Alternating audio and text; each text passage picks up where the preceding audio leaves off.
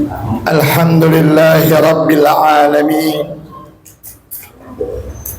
Alladhi ja'alana minal aidin wal faizin wal makbulin kulla amin wa nahnu wa iyyakum fi khairin. Wassalatu wassalam ala asrafil anbiya'i wal mursalin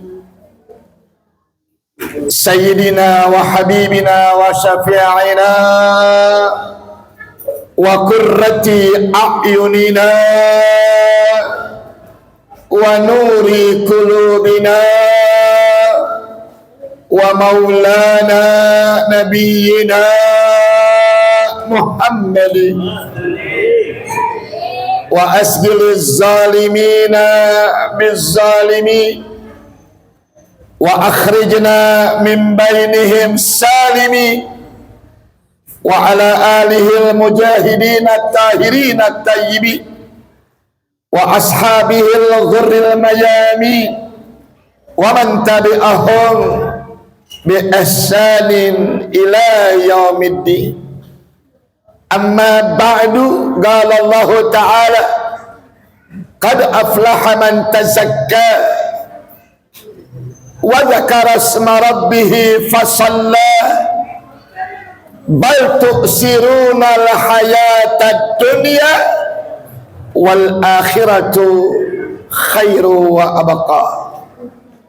Au kama qala nabiyuna Muhammad sallallahu alaihi wa alihi wa sallam, idza kana akhiru lailati ramadan bakatis samawati wal ard li anna musibatan li ummati. Au kama qala Ali ibni Abi Talib, laisal idu liman labisal jadidu walakinnal idu liman ta'atuhu tazidu. Au kama qala Al-Habib Abdullah bin Alawi Al-Haddad, al-idu kulla yawmin lil mu'minin. Sadaqallahul aliyyul azim wa sadaqa rasuluhun nabiyul habibul karim wa nahnu ala dhalika minas syahidin wasyakirin walhamdulillahi rabbil alamin. Teramat sangat kita muliakan segenap para asatidzah, para hujjat,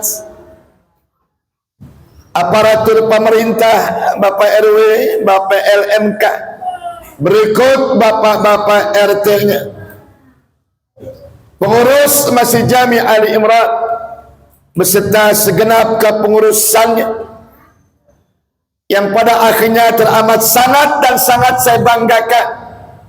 Hadri wal hadirat, aidin wal aidat, faizin wal faizat, jamaah halal bil halal, sekaligus membuka kembali kegiatan-kegiatan yang ada di Masjid Jami Ali Imran ini, wabil khusus malam Jumat yang biasa kita rutinitas adakan, salah satunya Jumat Barakah, dan sekaligus pula dibukanya semua majelis yang ada di Masjid Jami Ali Imran ini.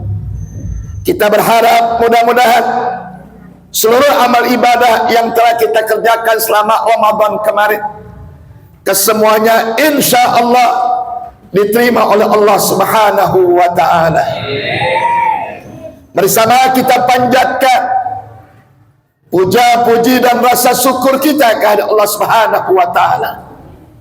Tidak terasa 3 minggu sudah Ramadan meninggalkan kita. Sedih tidak? Sedih tidak? Silakan, kata Habib Abdullah bin Alawil Haddad, sedih silakan dengan perginya Ramadan, nangis silakan dengan perginya Ramadan, tapi catat, kata beliau, sesedih apapun kita, senangis kayak apapun kita, Ramadan tahun depan pasti balik lagi. Betul tidak? Saya lihat di almanak tahun depan Idul Fitri tanggal 17 Maret, berarti 17 Februari sudah masuk lagi bulan suci Ramadan. Itu menunjukkan bahwa Ramadan tahun depan pasti balik lagi. Yang mesti bikin kita sedih, bahkan kita menangis, manakala nanti tahun depan Ramadan datang lagi, apakah kita ini masih ada? Kalaupun masih ada, apakah kita masih sehat walafiat? Jawabannya masih wallahu a'lam, wallahu a'lam. Makanya doa Nabi di akhir Ramadan seperti ini nih, Bu. Doa Nabi di akhir Ramadan begini doanya, ya Allah, jadikanlah Ramadan tahun ini Ramadan yang terbaik dari Ramadan sebelum ini. Amin dong. Yang kedua, ya Allah, jangan jadikan Ramadan ini Ramadan terakhir buat saya. Dan yang ketiga, ya Allah, panjangkanlah umur kami supaya bisa bertemu lagi dengan Ramadan yang akan datang. Ya Rabbal, ya Rabbal, insya. Apa kesimpulan doa ini? Yang pertama, kalau kita mau mengevaluasi apa yang kita hasilkan dari apa yang kita lakukan selama di bulan suci Ramadan, bukan ketika Ramadan. Kalau ketika Ramadan maghribnya ramai karena Ramadan, kalau Ramadan isanya ramai karena Ramadan, bahkan subuhnya ramai juga karena Ramadan. Sesudah Ramadan meninggalkan kita, bagaimana maghribnya, bagaimana isyaknya, bagaimana juga dengan subuhnya. Sekarang inilah waktunya kita mengevaluasi diri, berhasil atau tidaknya Ramadan kita selama kita beribadah di bulan suci Ramadan kemarin. Oleh karenanya masuk Ramadan, ada orang yang beribadahnya karena Ramadan. Tapi jangan lupa, di bulan Ramadan juga ada orang yang ibadahnya karena Allah. Apa bedanya? Kalau ibadahnya karena Ramadan, Ramadannya selesai, ibadahnya selesai. Tapi kalau ibadahnya karena Allah, Ramadannya boleh selesai, tapi ibadahnya tidak boleh selesai. Bahkan harus dan harus kita tingkatkan lagi sampai ketemu Ramadan yang akan insya Allah. Itulah kenapa Imam Ali radhiyallahu anhu wa karamallahu wajhahu mengatakan, laisal idu liman labisal jadidu. Jangan Idul Fitri itu ngikutin hawa nafsu. Padahal Bu, selama Ramadan diajarin biar bisa mengekang hawa Tapi kenapa Ramadan selesai, nafsu diumbar lagi? Maka siapa yang Idul Fitri identik karena baju, pakaian, makanan, uang, itu namanya Lebaran, bukan Idul Fitri. Makanya kalau Lebaran cuma 4 jam, jam 6 dandan, jam 7 ke masjid, jam 8 pulang, jam 9 selesai, ganti lagi daster, ganti lagi kaos oblong. Betul tidak? Tapi kalau Idul Fitri kekal sampai datangnya Ramadan yang akan, gara-gara jor-joran kesian. 1 Syawal jor-joran pamer duit, THR sono, THR sini, bagi duit sono, bagi duit sini. Tanggal 2 pamer baju baru, tanggal 3 pamer makanan, tanggal 4 pamer koyo.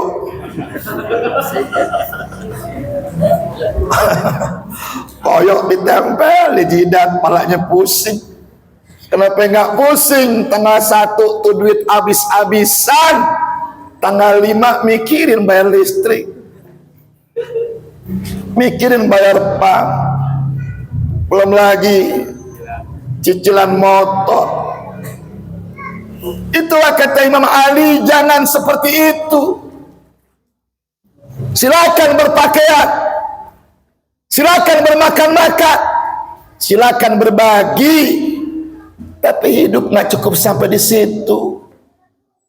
Kedepannya masih lagi kebutuhan yang lebih besar. Betul tidak?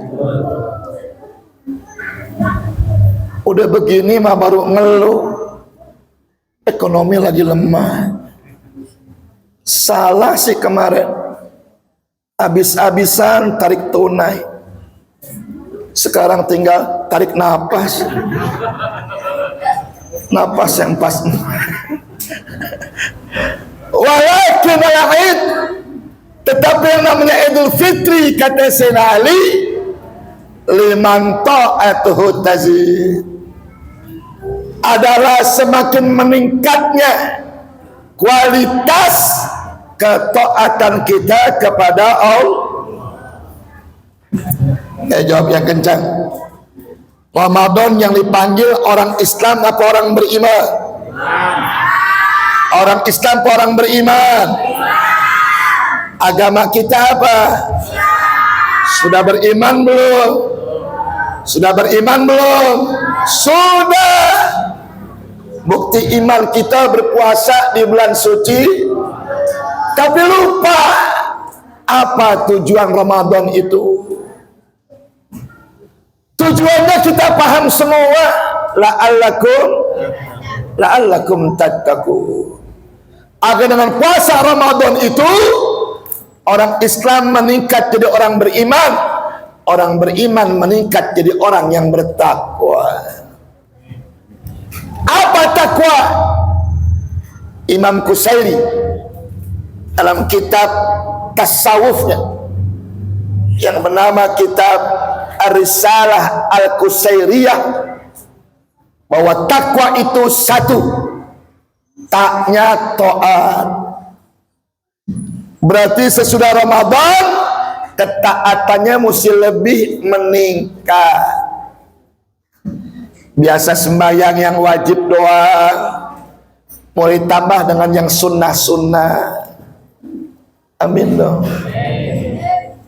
Biasa puasanya wajib doang, mulai nambah dengan puasa-puasa sunnah. Biasa zakat doang, mulai meningkat dengan rajin sedekahnya. Ya Rabbal, ya Rabbal, insya yang biasa sembahyang di rumah aja, mulai langkah kakinya ringanin ke masjid. Yang biasa sembahyang sendirian aja, mulai langkahkan kaki berjamaah ke masjid. Itu namanya pening. Itu namanya pening. Tapi selesai Ramadan gak ada peningkatan. Sama seperti orang sekolah nggak naik-naik, di situ-situ aja. Orang-orang udah kuliah, dia masih di PAUD, jauh ketinggalannya. Nauzubillahi min. Yang kedua, qanaah. Takwa adalah menerima apa yang diberikan oleh Allah. Jangan besar pasak daripada hidup, ikutilah kemampuan. Jangan ngikutin kemauan. Kalau ikutin kemauan, timbulnya kufur. Gak pernah ada cukupnya, gak pernah ada puasnya. Tapi kalau qanaah, dia bersyukur dengan apa saja yang sudah Allah berikan. Kaya bukan banyak hartanya, tapi kaya itu karena banyak bersyukurnya. Miskin karena bukan sedikitnya harta, tapi miskin karena sedikitnya rasa bersyukurnya. Kan Allah janjikan dalam Al-Quran, la in syakartum la azidannakum wa la in kafartum inna azabi la syadid. Apa kata Allah? Bersyukur itu menambah-nambah nikmat yang sudah ada. Tapi kufur itu menghabiskan nikmat, dan nanti mati siksaku sangatlah pedih kata Allah. Makanya orang bersyukur itu paling banyak kalimat yang terucap di mulutnya adalah alhamdulillah. Tapi orang yang kufur, yang terucap di mulutnya hanya mengeluh, resah, gelisah, bahkan beranggapan Allah tidak adil terhadapnya. Padahal kalau Allah tidak adil, siapa lagi yang adil di alam semesta ini? Wawunya wara. Apa wara? Rendah hati. Jangan sombong, jangan takab, jangan cong. Puasa mengajarkan kita lapar bersama-sama. Puasa mengajarkan kita haus bersama-sama. Puasa mengajarkan kita lemah, letih, lesu bersama-sama. Maksudnya apa? Ketika berpuasa tidak ada yang kita sombongkan, karena yang maha sombong hanyalah Allah. Kita nggak pantas melakukan kesombongan. Apa sih yang kita bawa nanti mati? Kagak ada. Betul? Punya rumah nggak? Punya rumah nggak? Mati mah cuma 1 kali 2 meter. Itu juga ditumpuk. Betul tidak? Itu juga ditumpuk. Sekarang jangan coba-coba dikubur di karet, agak ditumpuk, nggak bisa. Betul? Saya pikir hotel doang numpuk, nggak taunya kuburan sekarang numpuk, saudara. Bahkan pemerintah DKI memberi batasan sampai 5 orang yang bisa ditumpuk di tempat-tempat penguburan yang telah ditentukan oleh pemerintah DKI. Hanya itu rumah kita. Mobil punya, motor punya, mati mah. Yang dinaikin mobil yang ditakuti semua orang. Lain sirenenya, nggak ada batas buat dia. Minggir yang lainnya, cuman dia doang yang boleh lewat. Apa namanya? Iya, ambulan.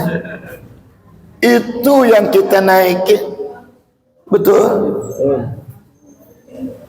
Bini nganterin, istri nganterin, anak nganterin.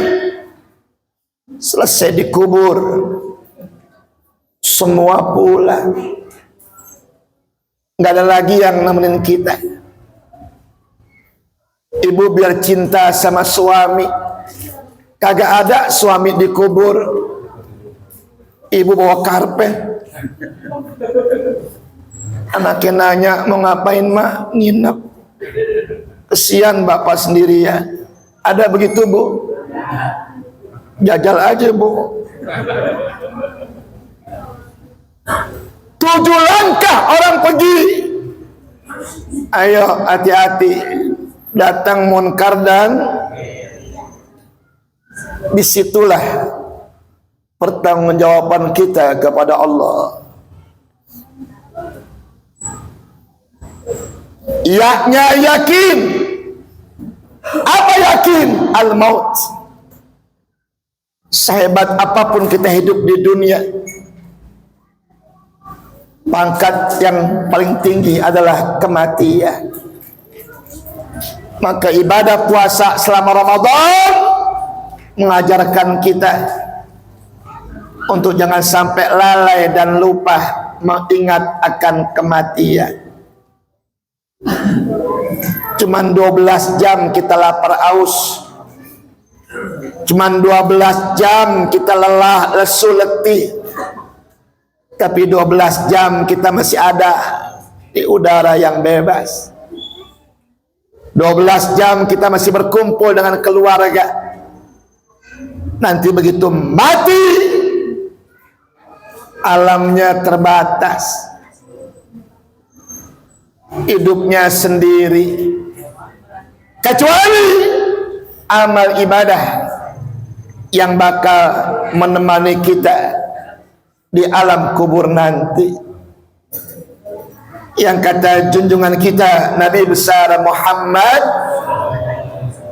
man dakhal qabra bila zadin, siapa orang yang masuk liang kubur tanpa membawa bekal, tanpa membawa amal, faka'annama rakibal bahra bila safinah, sama seperti orang mengarungi lautan tidak menggunakan kapal.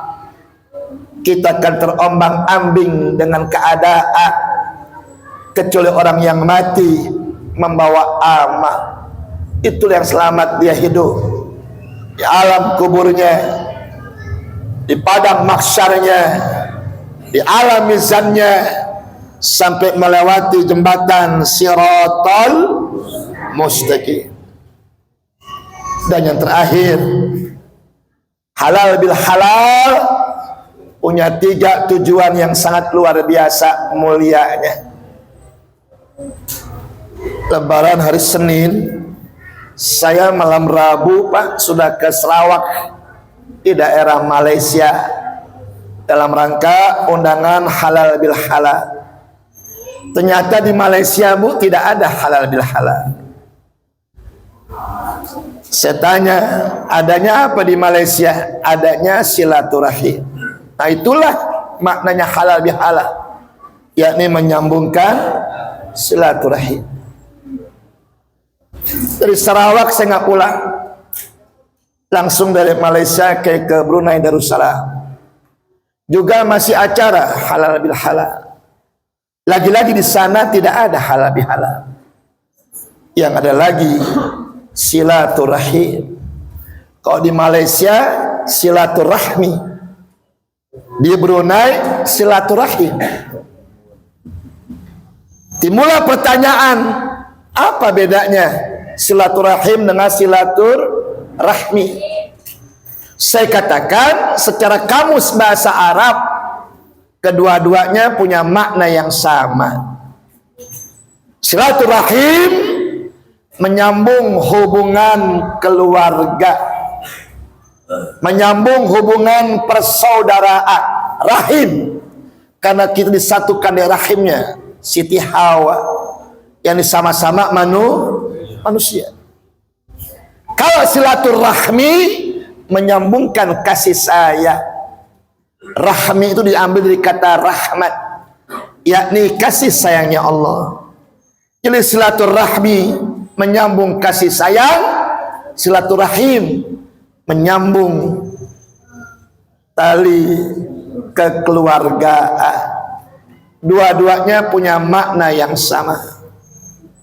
Di mana dapat terjemahkan makna yang sama? Karena ketika Nabi mau sembahyang Id, ada 3 golongan yang ditolak puasanya akibat tidak menyambungkan silaturahmi, tidak menyambungkan silaturahim. Siapa dia? 1, qati'ur rahim. Yang begini hari ini, udah bulan Syawal tanggal 23, masih putus silaturahim, itu puasa kita pahalanya masih tergantung. Pahalanya masih tergantung, belum alokasi. Karena kita masih memutuskan silaturahim kita. Ada nggak tuh?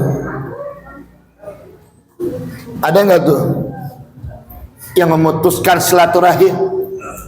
Ada nggak tuh? Kalimatnya serem Pak, sampai mati nggak bakal gue maafin. Kalimatnya. Ada lagi yang dahsyat Bu, sampai hari kiamat nggak bakal saya maafin. Allah la yadkhulul jannah al-qati', tidak akan pernah masuk surga, haram masuk surga, tidak punya tempat di surga bagi orang yang berani memutuskan silaturahim.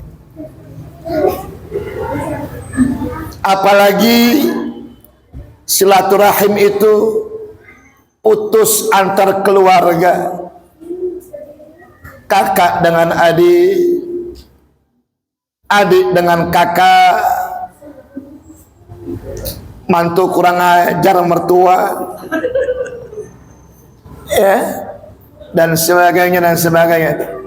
Nauzubillah, aras bergoncang sampai malaikat nyuruh aras diam. Kata aras, aku nggak akan diam sebelum yang nyambung yang silaturahim kembali menyambungkan silaturahimnya. Makanya saya mau tanya, sedekah yang bagus buat orang lain apa buat keluarga? Sedekah, zakat, infak yang paling bagus untuk orang lain apa keluarga? Kenapa untuk keluarga? Karena kalau kita bersedekah, kalau kita berinfak, kalau kita zakat dengan keluarga, mendapatkan 2 pahala. 1 pahala sedekah, 2 pahala menyambungkan silaturahim. Jangan sampai kita rajin menyantuni yatim sana sini, kita punya keponakan yatim nggak pernah tahu. Jangan sampai rajin kita ngasih fakir miskin di mana-mana, sementara ada kita punya adik, kakak, saudara yang fakir miskin tapi kita nggak mau tahu. Ada nggak yang begitu? Ada nggak yang begitu? Kalau bahasa Sunda bilang tuh biar tekor, iya, biar tekor asal usoho. Dia lupa ada keponakannya yang yatim, dia lupa ada saudaranya yang fakir miskin. Semua orang dia kasih, tapi sama saudara dia nggak pernah kasih, sama keponakan nggak pernah mau tahu. Awas, ini bisa memutuskan tali silaturahim.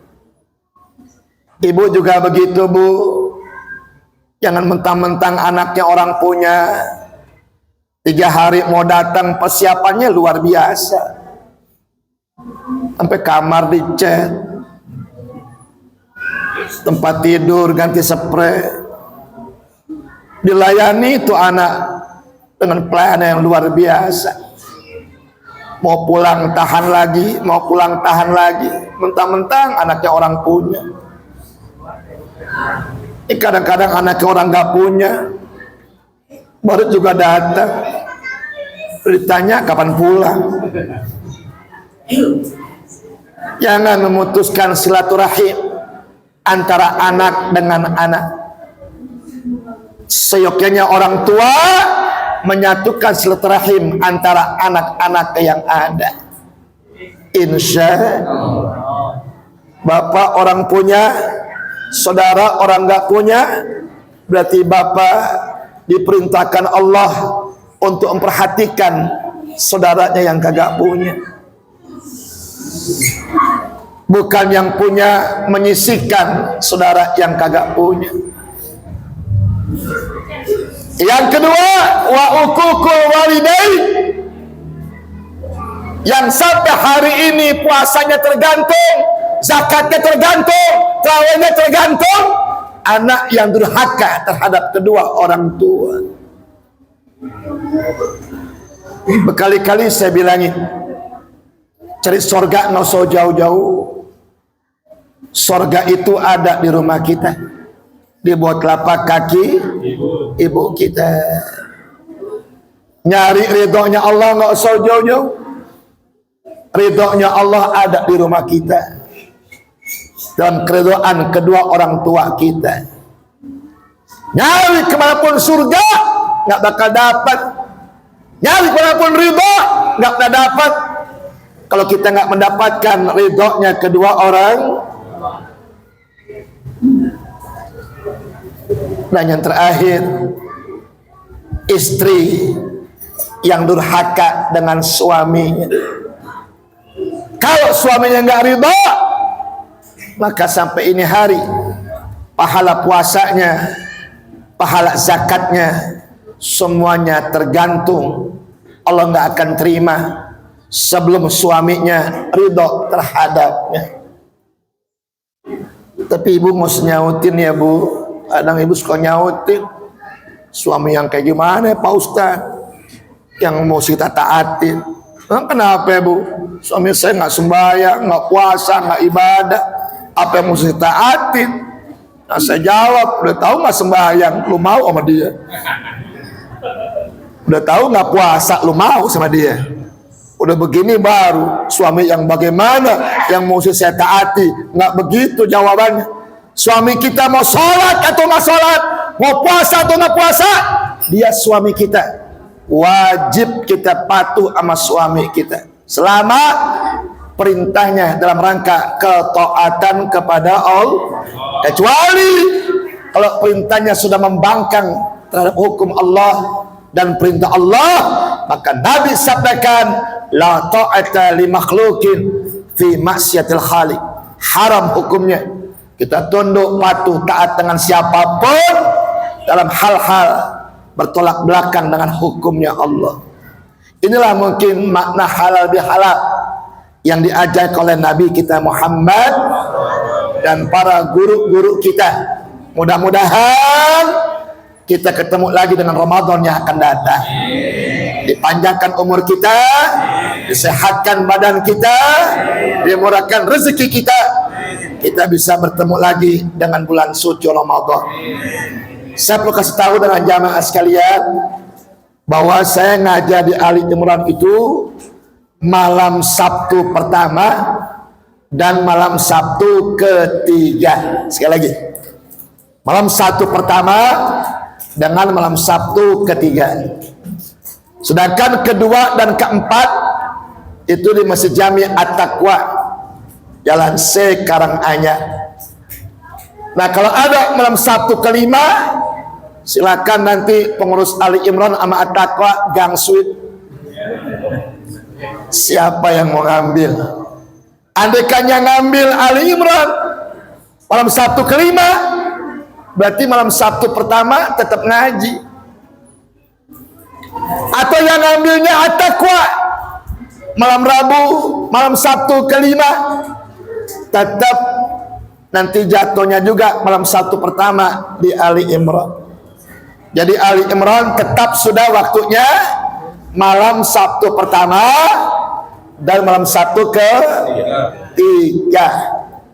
Diingat jamaah sekalian, ibu-ibu boleh datang ibu kalau pengajian.